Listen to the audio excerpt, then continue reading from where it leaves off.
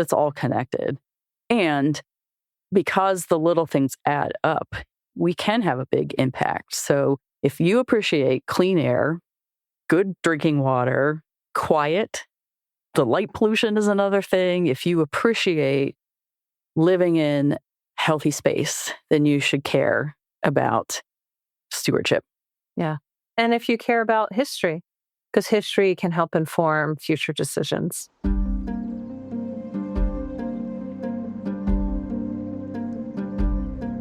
Imagine a place where stress fades, fresh air fills your lungs, and adventure awaits around every corner. Welcome to Think Outside, the podcast that inspires you to explore, connect, and embrace the outdoors. Welcome to Think Outside with the Pennsylvania Parks and Forests Foundation. I'm your host, Marci Mallory, and with me today is Amy Hill of Hill Communication Strategies.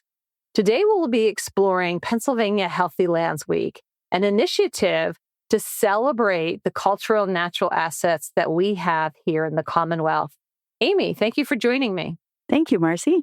It's great to be here. It's this extended, nice weather, and we are, again, recording outside. So if you hear sounds of nature, that's because we try to take our business outside as much as we can.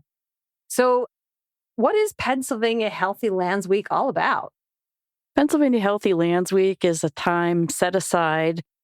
It has been the last weekend in September through the first weekend in October. Kicks off with National Public Lands Day and ends with a walk in Penn's woods. So it's a particular time to really focus on stewardship. Healthy lands can mean anything from protecting the environment to preserving the rich history and the current cultural assets that is all about Pennsylvania. And so stewardship is one of those things that I think sometimes we take for granted, that people just assume that somebody else is taking care of things. But Healthy Lands Week is really all about a chance to talk about what each and every one of us can do to practice stewardship of Pennsylvania's healthy lands.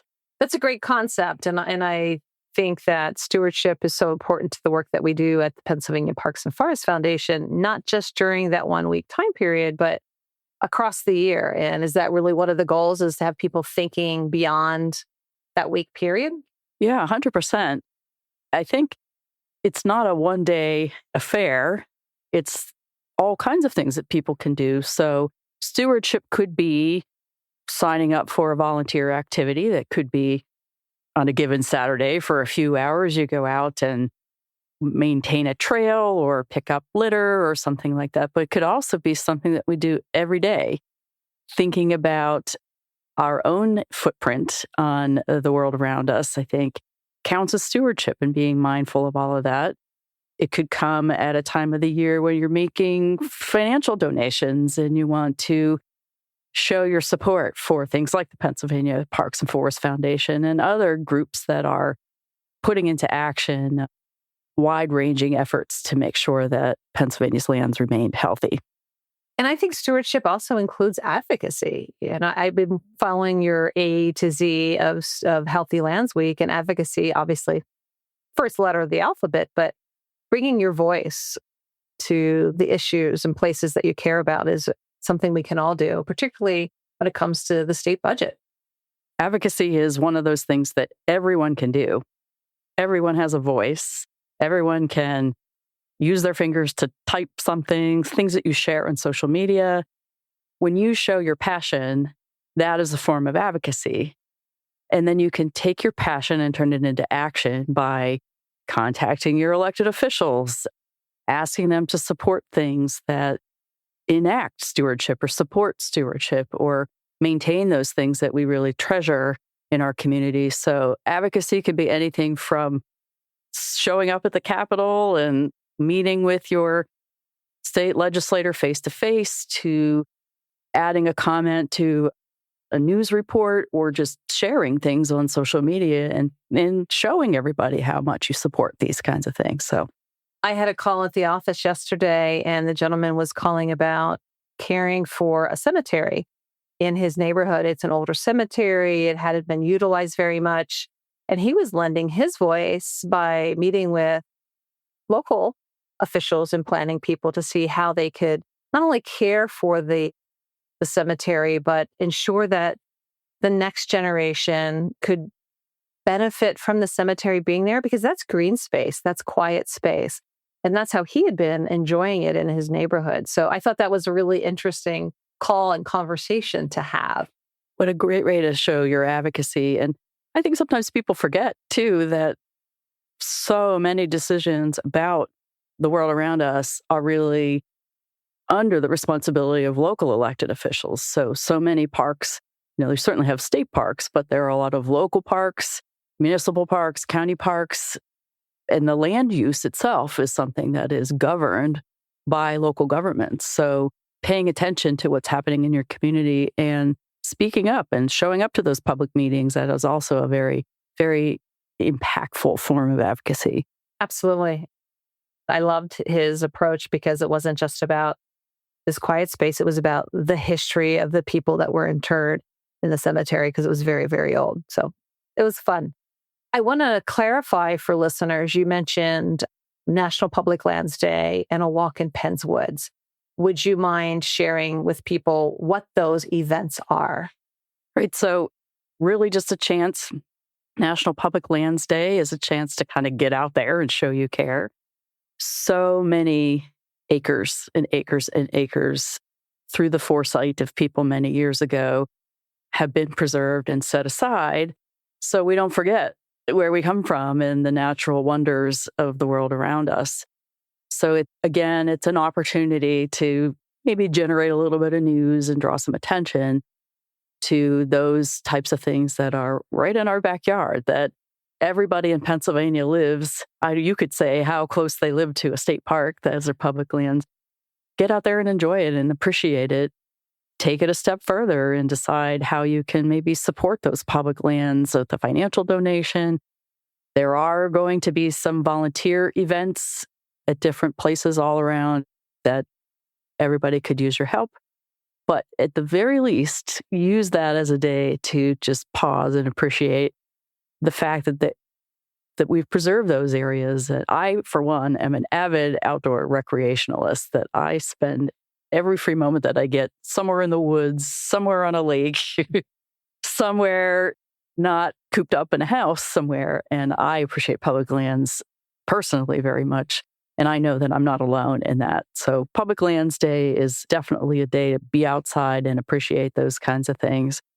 A walk in Penn's Woods is similar to that I think a lot of people forget the conservation history that took place here in Pennsylvania, that people many, many years ago had the foresight to consider how we take wood from the trees in the forests and how do we balance those types of things. And so in honor of our founder, William Penn, and Pennsylvania translates Penn's Woods, that again, get out there and appreciate that there are areas of Pennsylvania that are still wild, but they weren't always wild. I think people go into these dense trees in some backcountry areas and don't realize that those are not the same trees that were there 250 years ago as we come upon that anniversary.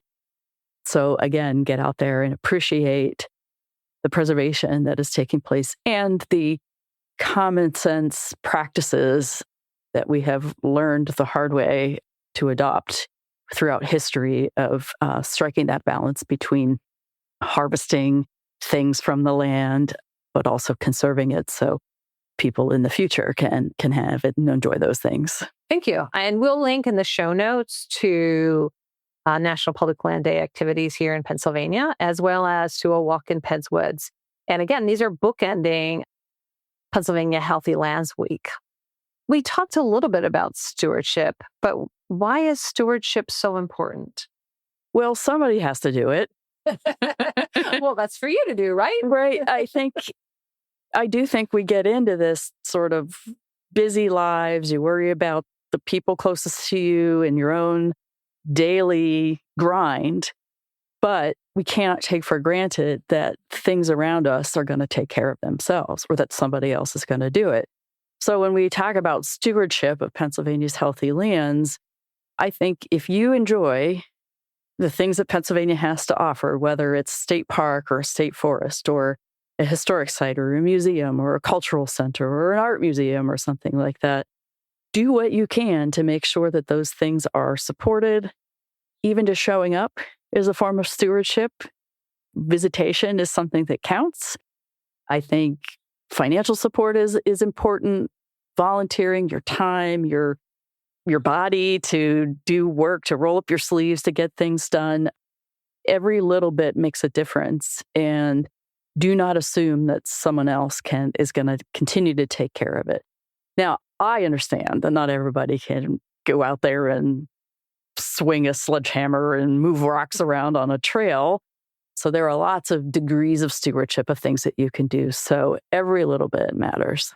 Yeah, I've been hearing about like micro volunteering, and there's also virtual volunteerism opportunities. So how people volunteer has been evolving. And I think that Healthy Lands Week and a lot of the organizations and entities that are not just participating in Healthy Lands Week, but that are involved in this stewardship are seeking volunteers with different skill sets and are offering different opportunities to meet people where they are at this stage of their own personal volunteer engagement.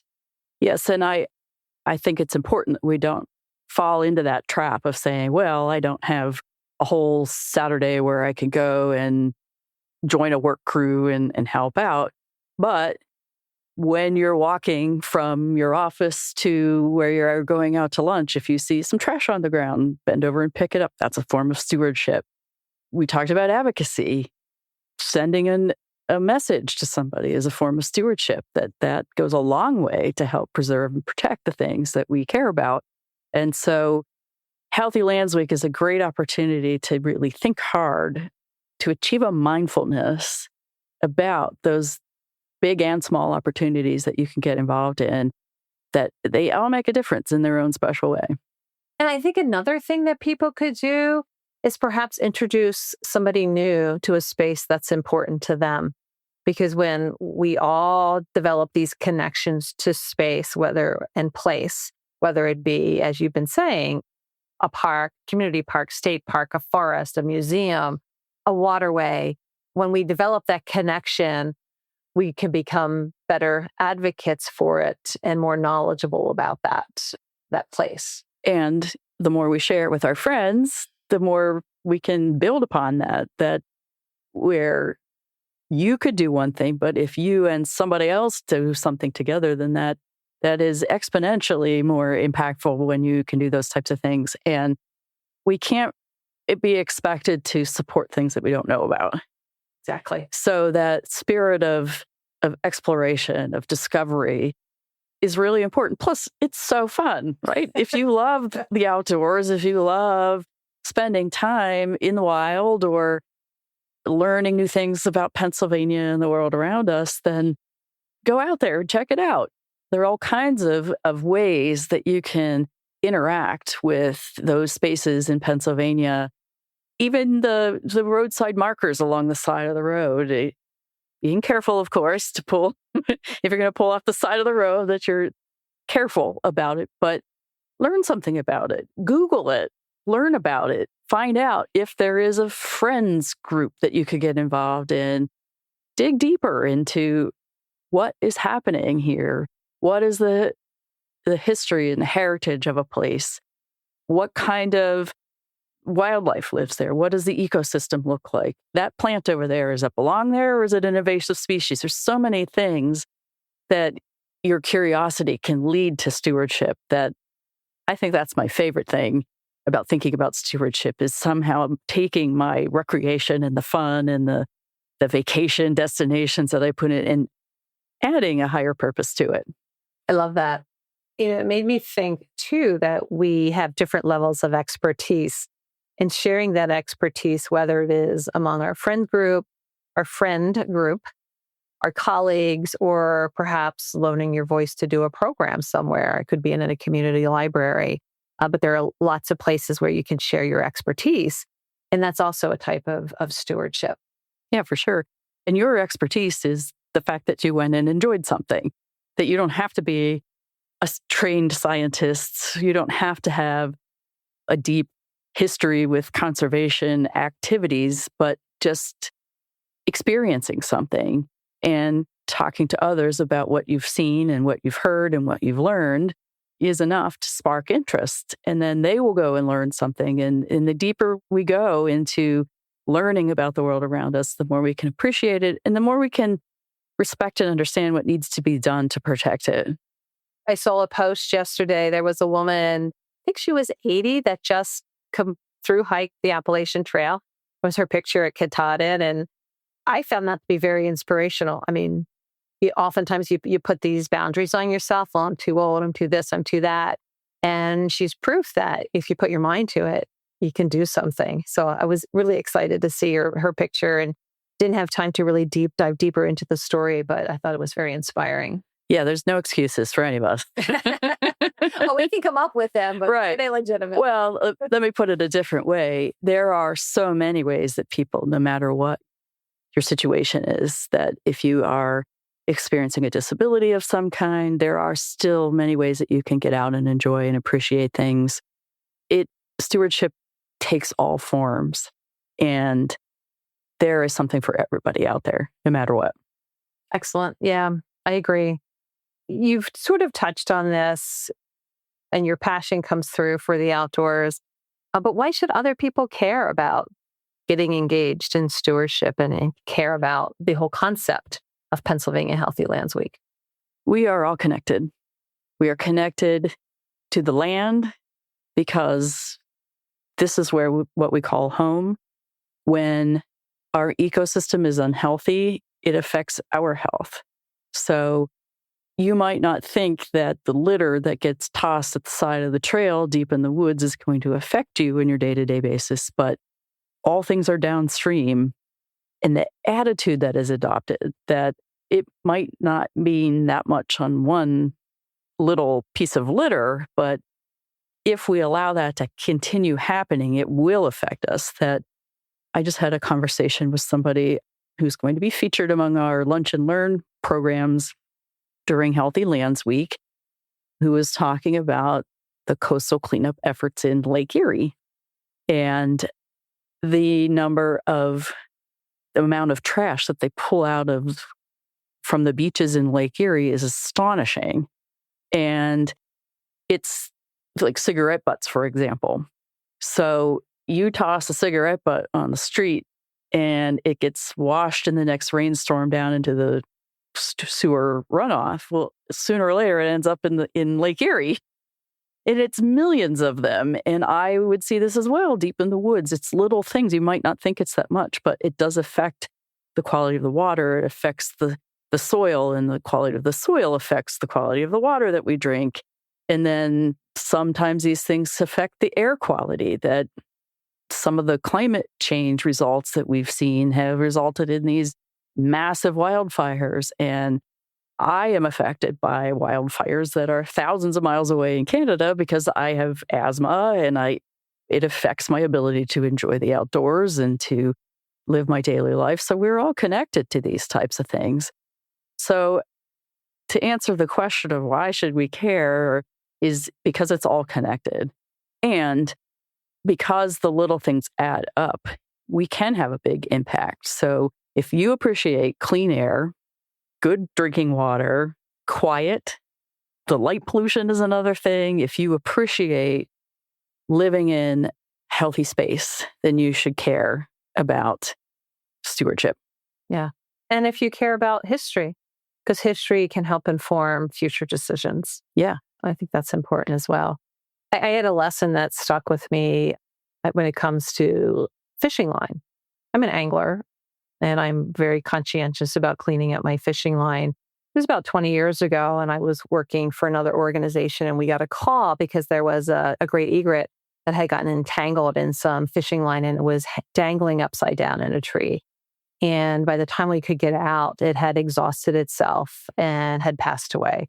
And these are such beautiful, elegant birds. And it was an avoidable incident had somebody been more conscientious about cleaning up that line when they were finished their activity. So we are truly interconnected, not only with one another, but with other species, and our actions can have a ripple effect. Very much. Yeah. Well, you mentioned programming during Healthy Lands Week. Could you talk a little bit more about that? So we have several live stream events that will be scheduled throughout Healthy Lands Week.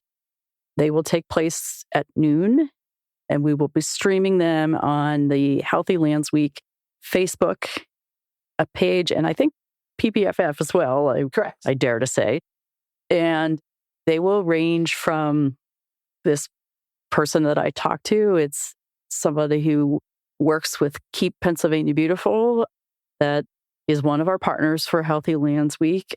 It's a massive volunteer effort for litter cleanup all over the state. But he will be discussing the coastal cleanup in the Lake Erie area. We have another program lined up that is going to be working with another coalition partner, the Pennsylvania Museums Association, and we have someone from the Moravian Historical Society who's going to talk about what is a docent and what you go about the volunteering to become a docent, which I don't know that much about what makes somebody a docent or whatever, but if you've ever visited a historic site, you probably have encountered docents, which are just very smart volunteers that give their time to be educators. Sometimes they dress up in period costume to give a very authentic experience. So we're going to learn a little bit more about how important those kinds of volunteers are, how you become a docent, and really what goes into learning what you need to learn to do something like that. And of course, we'll be talking to you again, Marci. And we're going to dig into advocacy. We're going to talk about all of those things and why it's important, and maybe dig into some of the public policy areas that people should focus on, and how, again, I think that's another way that we're all interconnected, that so many things that are public policies that might not be directly affect parks and forests and that type of thing, but can have play a role in what's available to preserve those things. Last but not least, we will be talking to someone about conservation careers. If that is a big gesture for stewardship, is to dedicate your life to being a professional, and what do you study to become a professional and all that. So we'll be digging into that's what we have in the lineup now, and some of those things, the details are still falling into place. But I think it's going to be a lot of opportunities to sort of expand and do some deep thinking about ways that you can participate in stewardship of Pennsylvania's healthy lands. It sounds like a really good lineup. And I heard you mentioning Pennsylvania Museums Association, Keep Pennsylvania Beautiful, PPFF, Pennsylvania Parks and Forest Foundation. I know that the Department of Conservation and Natural Resources are involved in this effort, the Pennsylvania Fish and Boat Commission, the Pennsylvania Recreation and Parks Society. Am I missing anybody? Because this is not a single entity. This is a lot of people coming together to help raise the conversation when it comes to personal stewardship and personal involvement. Yeah, for sure. I think that's the list. I'd have to look again. But that is definitely, I think, just what you listed there shows all of the different areas where people are really all concerned about Pennsylvania's healthy lands, that they're each sort of focused on a little maybe subsection of what Pennsylvania has to offer. But together, collectively, we make Pennsylvania a really wonderful place to be. Certainly. And it relates, too, to some of the previous podcasts. We had the Pennsylvania Outdoor Corps on, where we were talking about engaging the next generation of conservation leaders. We had the statewide comprehensive and outdoor recreation plan and the new trail plan that'll be coming out just before this podcast. So I recommend people listen to that, because that original plan, that last plan 5 years ago, is what kickstarted Pennsylvania Healthy Lands Week. So there are a lot of different ways to get involved and to learn more about how you can be engaged. So Amy, thank you for joining us. It's wonderful to be here with you outside. Maybe we can sneak in a little walk or something when we're finished. You bet. So thank you, listeners. I check out the show notes. There'll be links to all the different things that Amy shared with you. And if you have an opportunity between the Public Lands Day and a walk in Penn's Woods, and give me the dates. I think it's the 27th? September 27th through October 5th. To October 5th. Just being outside, being in these places that are special to you is one way that you can participate. And you could post pictures using hashtag PA Healthy Lands Week. There we go. So show us where you are and then show us your passions. Thank you very much. Until next time. Thank you for listening to Think Outside, where every episode invites you to discover new places, build confidence, and find inspiration in nature. Love the show? Subscribe for more inspiration, share with a fellow explorer, and let's keep thinking outside together. For more resources and inspiration, visit thinkoutside.podcast.org.